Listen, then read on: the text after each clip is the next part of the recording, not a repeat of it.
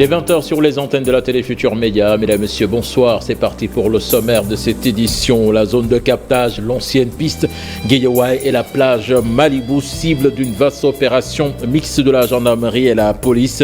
Beaucoup de personnes ont été mises hors d'état de nuire. Pendant ce temps, la gendarmerie veut mettre en place un cadre d'échange avec les populations pour mieux faciliter la lutte contre l'insécurité. Olaf Scholz à Dakar pour l'inauguration de la centrale solaire photovoltaïque de Dias. Un peu plus tôt dans la journée, le chancelier allemand et le chef de l'État sénégalais ont fait face à la presse. Compte rendu à suivre dans ce 20h. Et puis à la veille de l'hivernage, les populations de Mbao sont hantées par le spectre des inondations. Le projet de gestion intégrée des inondations, de son côté, veut prendre les devants dans des zones à risque comme Dakar, Diourbel, Touba, Saint-Louis. On en parle dans ce 20h. Voilà le sommaire de cette édition. Tout de suite, le développement.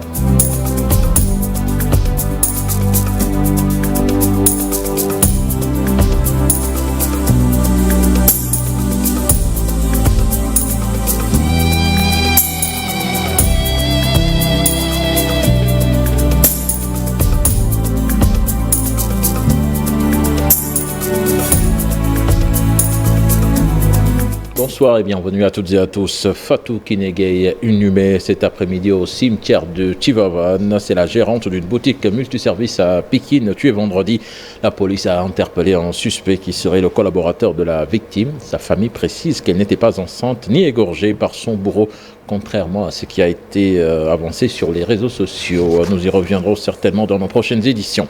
Sécurité publique avec cette opération mixte gendarmerie et police, une vaste opération donc de sécurisation combinée a permis de nettoyer la banlieue dakaroise, notamment la zone de captage, l'ancienne piste Guédiawaye et la plage Malibu.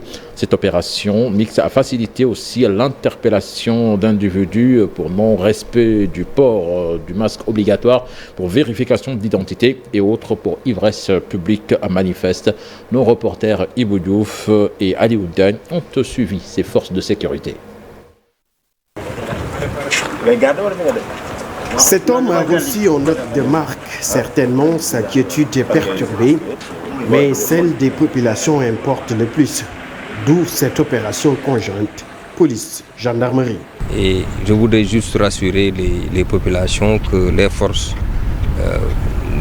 font un travail quand même appréciable. Parce que dans la plupart du temps, tous ces malfaiteurs sont pris et si vous consultez les statistiques de la délinquance, il y a plus de 99% de taux d'élucidation des cas d'agression avec mort d'homme ou d'agression vol avec violence. Cette opération de sécurisation combinée vise à mettre ces malfaiteurs hors état de nuire.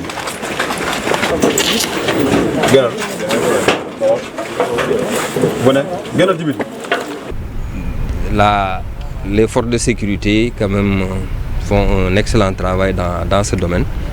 Et il y a eu aussi souvent des cas qui ont été notés, qui résultent quand même des violences domestiques qui peuvent survenir dans des lieux de travail ou dans des foyers, des crimes passionnels. Une mission de haute importance, mais qui nécessite aussi la bonne collaboration des populations. Je voudrais juste appeler les populations à plus de collaboration avec les forces de sécurité. Parce que l'information, elle est fondamentale, elle est capitale. Les policiers, les gendarmes ne peuvent pas être partout. Ils ont besoin d'informations, de renseignements qui leur permettent de pouvoir dénicher les malfaiteurs qui sont dans les quartiers, dans les coins et les recoins des quartiers les plus reculés. Cette vaste opération mixte entre dans le cadre de la mission de sécurité publique. Les zones de l'ancienne piste, de la zone de captage de Guédiawaye et de la plage de Malibu ont été visitées à la recherche de futurs de trous. Et puis ce cadre d'échange mis en place par la population et la gendarmerie, le but est d'aider les forces de l'ordre à mieux lutter contre l'insécurité grandissante de nos jours. En élément signé Alassane Ba. Une gendarmerie plus proche des populations. C'est désormais le concept mis en œuvre par le haut commandant de la gendarmerie nationale à travers le renforcement de la présence des gendarmes sur le terrain. Cela est matérialisé par la récurrence des visites de secteur, opérations et patrouilles mixtes exécutées dans son secteur de compétences. L'objectif recherché est de créer un cadre d'échange propice entre les populations et la gendarmerie pour une meilleure compréhension et une prise en compte adaptée des problématiques sécuritaires locales. Cette approche participative permet ainsi de relever les différents vecteurs de la délinquance locale, d'en analyser les causes profondes et de proposer des réponses appropriées destinées à renforcer le sentiment de sécurité des citoyens. D'importantes ressources ont été mobilisées pour concrétiser cette nouvelle approche. Ainsi, en fonction des secteurs à assainir, les brigades territoriales peuvent bénéficier du renfort des escadrons de surveillance et d'intervention, des chevaux du groupement de cavalerie montée, des chiens de la section cynophile et de toute autre unité spécialisée, le cas échéant. La gendarmerie nationale magnifie l'adhésion spontanée et l'engouement des populations dans ces actions de sécurisation, les encourage à maintenir cette dynamique tout en signalant les effets suspects dans leur localité. Cette violence notoire au Sénégal engendrant des meurtres lors des agressions. La coalition Les Serviteurs Impairs dénonce et sonne l'alerte pour mettre un terme à cette situation inacceptable plutôt et régler par ailleurs des problèmes d'ordre sociétal, l'éducation, la santé. La tête de liste de la dite coalition, Pape Djibril Fall, face à la presse cet après-midi, est revenu largement sur l'insécurité qui ces derniers jours a atteint son comble, non sans interpeller l'État et les acteurs politiques à jouer pleinement leur rôle. Compte rendu signé Bambiram Diouf et Yaya Diallo. L'heure est grave, la violence est de trop, les morts se comptent des personnes victimes d'agressions. Les derniers cas, Kinegay à Pékin, Papignan à Wakam, intolérable, déclare Pape Djibril Fall qui condamne et dénonce le silence d'acteurs du champ politique tout en interpellant l'État. Nous nous inclinons respectueusement devant la mémoire de toutes ces personnes tuées, agressés de façon lâche, de façon sauvage. Et nous interpellons le ministère en charge de la sécurité publique que la coalition Les Serviteurs Impairs rappelle le ministère ses obligations. Accès de tous à une éducation de qualité, de manière équitable, satisfaction des plateformes revendicatives des enseignants, un secteur de la santé pour un bien-être des populations, autant de plaidoyers, non sans revenir sur ces problèmes liés d'eau à l'hôpital Fann, jeudi, entraînant l'annulation des interventions chirurgicales. Sur les problèmes nés des rejets des listes et querelles internes, Pape Djibril Fall parle d'une rupture de confiance. C'est inédit dans l'histoire politique du Sénégal où des adversaires politiques passent toute leur journée à chercher et à vouloir débusquer les failles dans les bulletins des uns et des autres. C'est inédit. Mais ça renseigne sur la rupture de confiance que nous avons entre nous aujourd'hui. Ça renseigne aussi sur cette rupture de confiance envers l'autorité compétente. Donc chacun est interpellé par rapport à sa responsabilité, par rapport à ses défis et ses responsabilités. L'autre chose, c'est qu'aujourd'hui, nous pensons forcément, fondamentalement, qu'il faut laisser le processus électoral suivre son cours jusqu'à terme. La coalition Les Serviteurs Impairs en appelle à la responsabilité de tous pour bâtir une société digne du Sénégal. Le leader de PCR, Djengou, continue d'attaquer le système de parrainage. Boubacar Camara, face à la presse, estime qu'il s'agit d'un parrainage politique pour éliminer des adversaires et malheureusement, le pouvoir est tombé dans son propre piège et s'est auto-éliminé. Il annonce une loi anti-transhumance une fois à l'Assemblée nationale. Nous l'écoutons au micro d'Alassane Ba. Ce parrainage est contrôlé sur la base d'applications informatiques qui ont été conçues, préparées par le régime, sans concertation. Donc, finalement, ce que j'avais dit en 2012, en 2019, est maintenant démontré que le parrainage est un système qui est mis en place pour éliminer des listes et des candidats. Maintenant, il faut en tirer les conséquences. Même les lois et règlements qui sont fixés par le pouvoir ne sont pas respectés par lui-même. Même la jurisprudence, les décisions de justice de la CEDEAO ne sont pas respectées. Donc, c'est un parrainage politicien qui sert à filtrer, à supprimer des listes. Aujourd'hui, la grande question est de savoir est-ce que les Sénégalais acceptent qu'un régime vienne, trouve un système en place, le démantèle pour se positionner. Mais comme vous savez, Dieu est très fort. Il finit par tourner les choses et ce parrainage est en train de se retourner contre ceux qui l'avaient mis en place pour éliminer les autres. Ils se sont même auto-éliminés en utilisant le parrainage.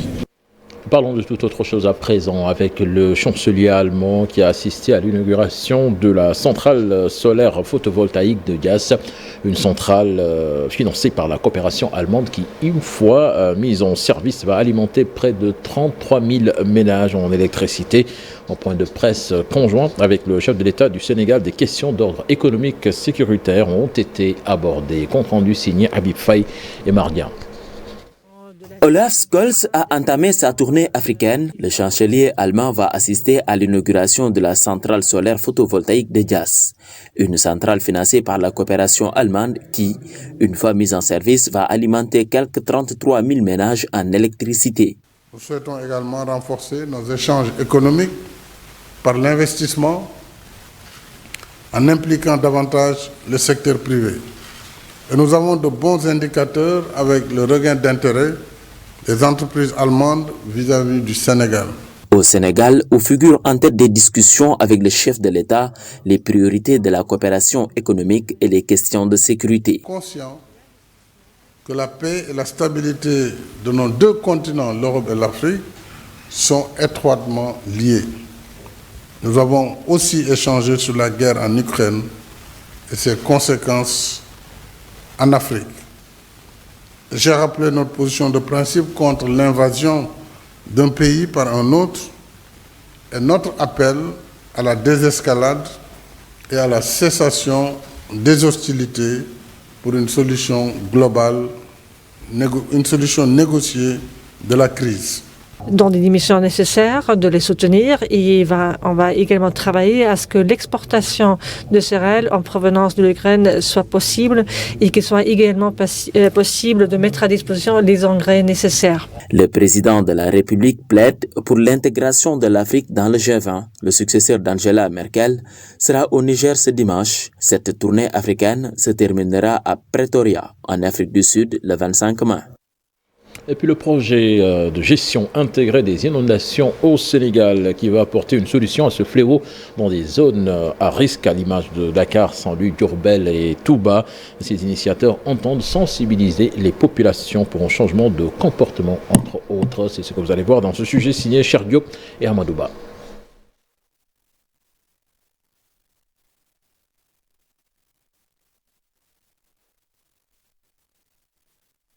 L'élément n'est pas en place, nous y reviendrons certainement avant la fin de cette édition.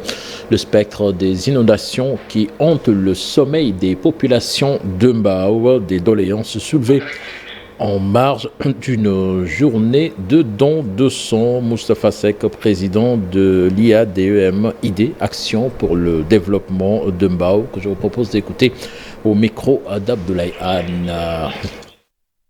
On me fait signe que les en place. Nous suivons ce sujet de Cheikh Diop. Je vais vous annoncer tout à l'heure que ce projet de gestion intégrée des inondations au Sénégal veut apporter une solution à ce fléau dans des zones à risque à l'image de Dakar, Saint-Louis, Diourbel, Touba.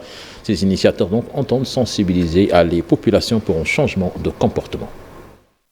Les inondations, une véritable problématique au Sénégal. Chaque année, le constat est le même. Des populations qui pataugent en période hivernale. Le plan d'action, globalement, il va tourner autour de principalement 4 axes, c'est-à-dire les axes. Le premier axe, c'est en fait les comportements à ne pas tenir, comportements qui sont liés un peu à, en tout cas, tout ce qui est relatif aux ouvrages, mais aussi aux zones d'inondation. Éviter en tout cas que les populations occupent les zones non édificantes, qu'elles occupent les voies d'eau, éviter que les populations, ou en tout cas amener les populations à s'approprier les ouvrages que l'État du Sénégal est en train de réaliser. Donc, il faut amener les populations à s'approprier ces ouvrages-là pour éviter que, par exemple, que les canaux soient considérés un peu comme étant des dépotoirs d'ordures. Ces inondations n'épargnent aucune localité. Pour des solutions durables, le projet de gestion intégrée des inondations au Sénégal cible certaines zones pour des solutions. On a ciblé en fait les 6 régions déjà que nous considérons comme étant les zones ou les régions les plus vulnérables. Alors c'est principalement la région de Dakar, comme tout le monde le sait, la région de Diourbel, comme notamment des villes comme Touba, la région de Kaffrine, la région de Ziguinchor, donc la région de Fatick, avec un certain nombre de localités aussi qui connaissent très souvent des problèmes d'inondation, la région de Saint-Louis. L'ANACIM a annoncé une année pluviométrique. Le gouvernement du Sénégal préfère anticiper. Donc c'est justement par rapport à ça que toutes les structures de l'État ont pris les devants, en toute connaissance de cause, pour en fait être prêtes justement à intervenir, notamment dans les zones qui sont dépourvues d'ouvrages de pompage, par exemple, d'ouvrages de drainage des eaux pluviales. Dans ces différentes zones-là, l'État a mis en place une matrice d'action prioritaire qui va être développée, par exemple, notamment par la Direction de la prévention des inondations, la BNSP. Le projet de gestion intégrée des inondations au Sénégal compte poursuivre la sensibilisation pour un changement de comportement et des réponses appropriées dans la gestion des inondations. Je vous l'annonçais tout à l'heure, le spectre des inondations qui hante le sommet des populations de Mbao, des doléances soulevées donc en marge d'une journée de don de sang. Moustapha Seck d'idée Action pour le développement de Mbao en parle au micro d'Abdoulaye Anne. Mbao est confronté aujourd'hui à un certain nombre de problèmes. Le marigot, c'est vrai qu'il est porteur de beaucoup de problèmes parce que le marigot est très pollué. Mais aujourd'hui, si les autorités de la commune faisaient en sorte que le marigot soit exploité, dragué, pour que tous ceux qui, par exemple, n'ont pas d'activité puissent se servir du marigot comme activité économique. C'est bientôt l'hivernage. Il ne faudrait pas attendre que l'hivernage s'installe pour mener des actions qui, à la limite, risquent de venir trop tard. Donc il faudrait anticiper. Moi, je pense qu'aujourd'hui, Mbao s'est beaucoup agrandi. Nous sommes toujours à l'état de poste de santé. Moi, je pense qu'il faudrait aujourd'hui penser à aller vers un centre de santé. Parce que le poste de santé polarise à peu près 23 à 24 quartiers. En période d'hivernage, ils sont très débordés. Parce qu'on a constaté que chaque année, après le mois de Ramadan, qui est une période qui n'est pas très favorable aux dons de sang, les banques sont en rupture. Voilà, l'objectif visé à travers cette journée, c'est que l'association s'est positionnée comme déclencheur de comportement. C'est amener les populations à prendre conscience que le don de sang est un acte citoyen. Nous allons à présent à Lompoul-sur-Mer où les femmes sont sensibilisées sur les changements climatiques et leurs effets néfastes sur la pêche, l'élevage et l'agriculture. Le réseau de communication et développement des femmes du Sénégal a organisé dans la localité un forum pour partager avec les organisations de femmes les différentes expériences visant la promotion de la justice climatique. Cher Ibra Fall, le coordonnateur interrogé par Thierno Fall. Nous sommes vraiment impactés par le changement climatique parce que tout le monde sait que au niveau de l'agriculture, les récoltes sont très mauvaises maintenant, depuis une vingtaine d'années. Au niveau de l'élevage, on n'en parle pas, les éleveurs, ils sont à bout de souffle parce qu'ils n'ont pas de quoi nourrir leur cheptel. La pêche, maintenant on n'a plus de mois de campagne, le poisson est rare, ceci et cela. Mais pourquoi c'est rare? Donc il faudrait qu'on trouve des solutions à tout ça. Mais les solutions viendront de nous-mêmes. C'est nous-mêmes, parce que c'est nous-mêmes qui avons tout détruit. Alors comme nous avons tout détruit, il faudrait qu'on apporte des solutions et qu'on travaille en conséquence. Donc c'est pourquoi j'ai dit qu'il faudrait sensibiliser les gens, les conscientiser. C'est les personnes mêmes, c'est nous qui avons tout foutu en l'air. C'est à nous de refaire ça ou c'est à nous de périr, c'est tout. Direction le sud du pays avec le processus de paix en Casamance qui doit être débattu à l'Assemblée nationale, si du moins la proposition de la société civile de Casamance en marge d'un atelier de sensibilisation à Ziguinchor. Henri Ndeki, porte-parole de cette société civile, en parle au micro de Boubacar Diassi. Ce que nous pensons qu'en tant que représentants du peuple et en tant que ceux qui votent les lois, de pouvoir intégrer cette question du processus de paix à l'Assemblée pour que l'ensemble des députés puissent analyser, s'interroger et apporter des recommandations qui vont aller dans le cadre de la résolution définitive de ce conflit en Casamance.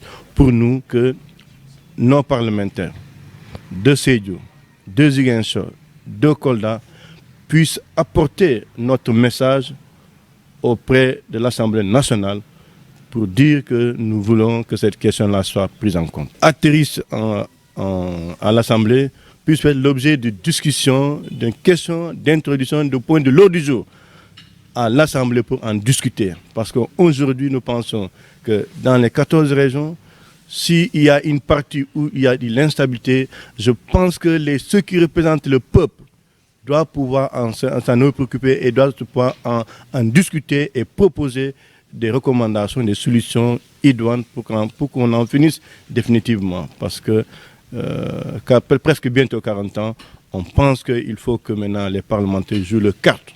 C'est une question nationale d'ailleurs parce que ceux qui en fait représentent les 14 régions, ceux qui représentent les 16 millions, ceux qui parlent en leur nom et ceux qui votent les lois doivent prendre cette question en charge. Un puissant jeune du département de Ziguinchor vient d'être sélectionné par les services de l'État en vue de travailler dans le projet de construction de la route nationale numéro 4. Un recrutement qui a été fait sous la supervision du préfet de Ziguinchor, Pape Madické Sakho, s'explique au micro de Boubacar Diassi et Lamine Moignan.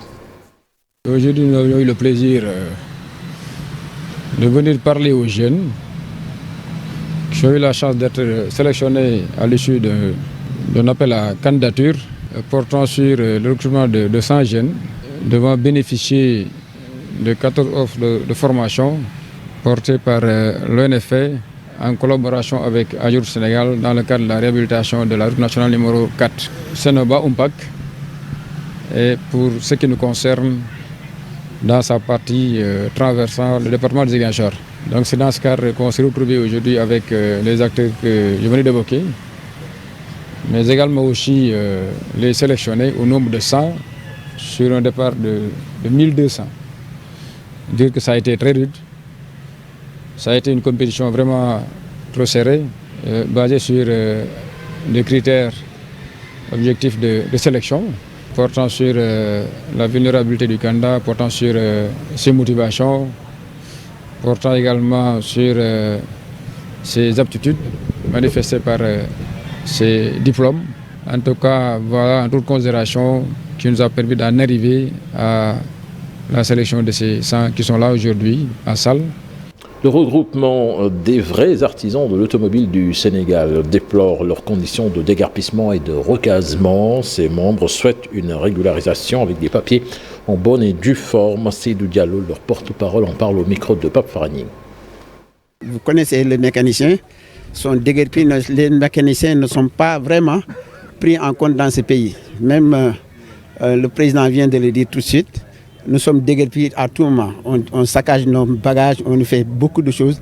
Alors que le métier doit être vraiment protégé et encadré, formé. C'est un métier noble.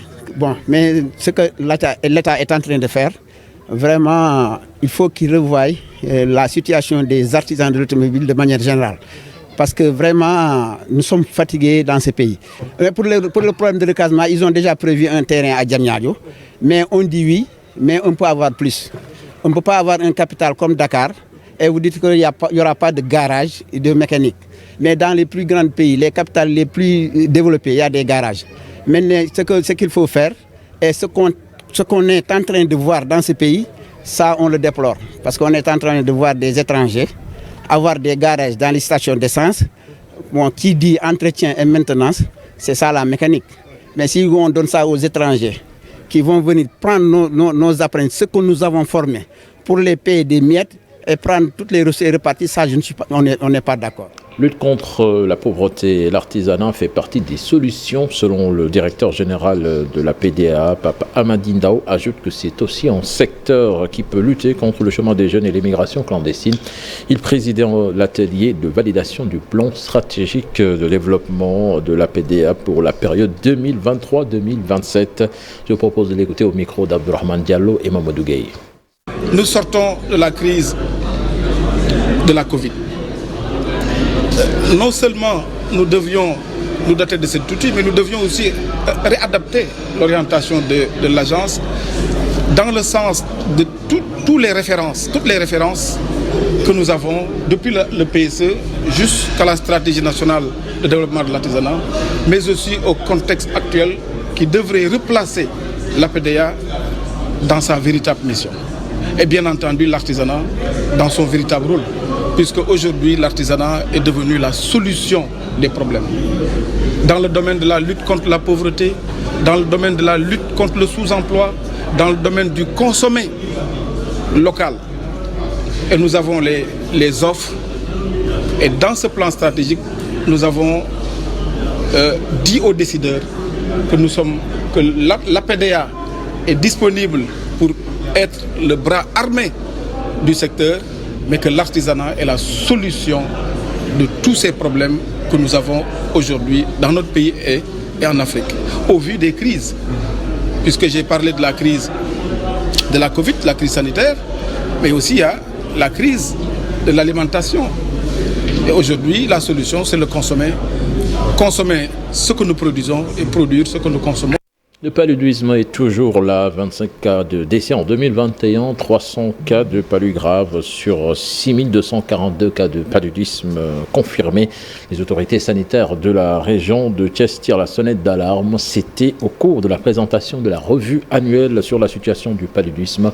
Compte rendu signé Cheranta Diop et Seylatir. Revenons sur le paludisme dans la région de Thiès. Le superviseur régional des soins de santé primaire a rappelé d'abord que le paludisme est toujours là. Les chiffres sont inquiétants. Pour l'année 2021, on a enregistré après 6100 et quelques cas de paludisme. Recensé aussi 25 cas de décès. Aussi, il y a des cas graves, presque 300 cas de palud graves au niveau de la région de Thiès. Ça veut dire que même si on est dans la zone de préélimination, on a toujours des cas de palud. L'heure n'est pas baisser la garde par rapport vraiment à la lutte contre le palud. La cadence vers l'élimination du paludisme s'accélère dans la région. Les acteurs sanitaires et organisations communautaires de base sont sensibilisés et mobilisés. Ils sont de plus en plus nombreux à s'intéresser à cette lutte. Il n'y a pas péril à la demeure. Les cas, on essaie de les gérer. Bien vrai qu'il y a la mortalité, mais aussi, je pense que c'est le rôle de tous les acteurs vraiment de sensibiliser. Sensibiliser vraiment pour que les gens puissent savoir que le palud est toujours là et que le palud peut se guérir très rapidement. Quand on a un cas de palud recensé, ce cas de palud-là, s'il vient au niveau de la structure, on va suivre ce cas jusqu'à la maison pour faire l'investigation dans la maison, faire l'investigation aussi autour de sa concession, voire à peu près jusqu'à 5 concessions qui l'entourent, pour voir est-ce qu'il y a d'autres cas avec des TDR ultra sensibles qui peuvent vraiment détecter des cas de palud. En dehors de ces pratiques innovantes, les techniciens de la santé ont lancé ce slogan: il faut dormir sous moustiquaire imprégné pendant toute l'année. Faut-il repenser l'éducation nationale à l'aune de la digitalisation ou en face de la haine, de la violence ambiante? Quel rôle de la littérature par rapport à cette situation? Ce sont les thèmes de la 8e édition du concours national de dissertation.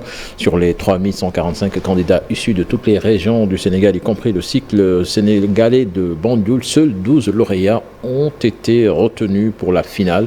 Un concours pour cultiver l'excellence dans nos écoles, avec la participation du ministère de l'Éducation et UBA, compte rendu signé par Faradine et Ahmadouba.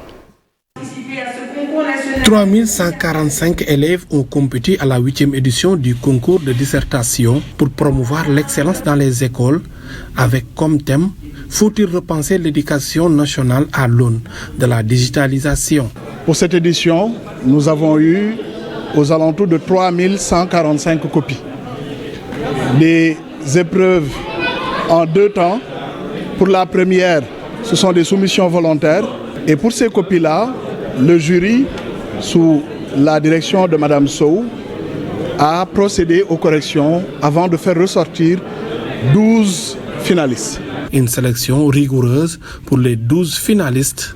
Les candidats se sont penchés sur le rôle de la littérature en face de la haine et de la violence ambiante. C'est pas un secret, juste que depuis que j'ai commencé à fréquenter l'école, j'ai toujours eu une passion pour la lecture. Et à chaque fois que je passais durant les récréations et tout, je passais mon temps à lire les œuvres et tout ça.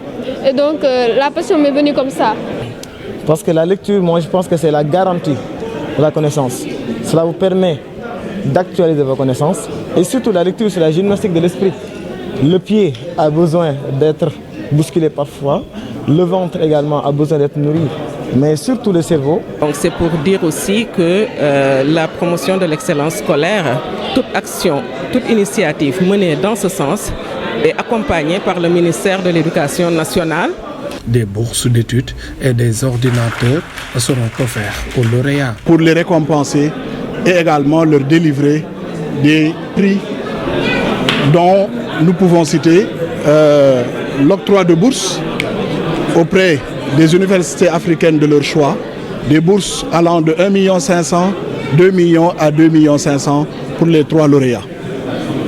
Les 12 finalistes ont également tous reçu, chacun, un lot constitué d'ordinateurs portables qui leur permettront de faciliter un peu la suite de leur enseignement. Cette 8e édition du concours de dissertation a vu la participation de toutes les régions du Sénégal et les lycées sénégalais de Banjul. L'objectif est de cultiver l'excellence dans nos écoles.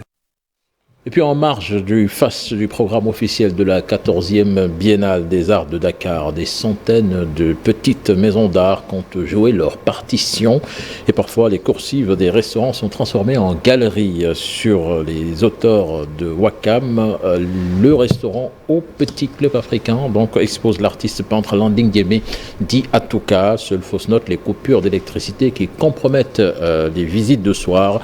Abdoulaye Sissé a été parmi les visiteurs dans cette galerie improvisée. C'est une entrée en matière très jazzy du groupe Flower Music sur la terrasse du restaurant Au Petit Club Africain sur les hauteurs des collines de Wakam. Mais le maître des lieux bouillonne de passion à l'idée de faire découvrir le peintre Landing Diémé Atouka de son nom d'artiste. La maison a fait le plein ce jeudi soir et ce n'était qu'un rodage pour la grande ouverture de l'expo prévue samedi. Pour notre caméra, le patron, Raoul Kouli, fait exception. Pourquoi ça samedi? On va faire une exception. Ok, super. Je t'amène voir. Allez, je te suis. Une photo? C'est le moment que choisit l'électricité pour faire des caprices. Coupure d'électricité dans le quartier, plongé dans le noir. Les minutes défilent, l'électricité n'est pas rétablie. Allez, c'est aussi ça le charme de la Biennale du Dakar actuelle qui renoue avec les coupures d'électricité. Nous décidons d'éclairer la visite à la torche. Le charme de la Biennale. Exactement. À la torche, ça marche. Raoul Kouli parle de ces tableaux comme s'ils étaient sortis de son inspiration. Ni homme ni animal ici, et voir en fait là-haut ces deux visages. Et chaque jour, sur chaque tableau, lui vint une nouvelle inspiration. Tous les jours, depuis qu'il a accroché, ça fait 3 jours, je rentre là et j'essaie de trouver la signification de ces tableaux. Je ne suis pas le peintre, mais j'essaie de trouver et d'imaginer, de penser, en fait, de voir ce qu'il a pensé, qu'il pensait pendant en fait, qu'il peignait et de découvrir des choses. Maintenant, je ne sais pas si ce que je découvre, c'est vraiment ce qu'il lui, en fait, il a peint. On va voir ça samedi. Le Petit Club Africain est prêt, comme d'autres centaines de maisons, à participer à sa façon à la Biennale. Chaque soir, ces petites maisons vont implorer la compagnie d'électricité pour les épargner. Puis avant de clore cette édition, les résultats de la 23e journée de la Ligue 1 sénégalaise. Teungueth FC qui s'impose 1-0 devant Génération Foot.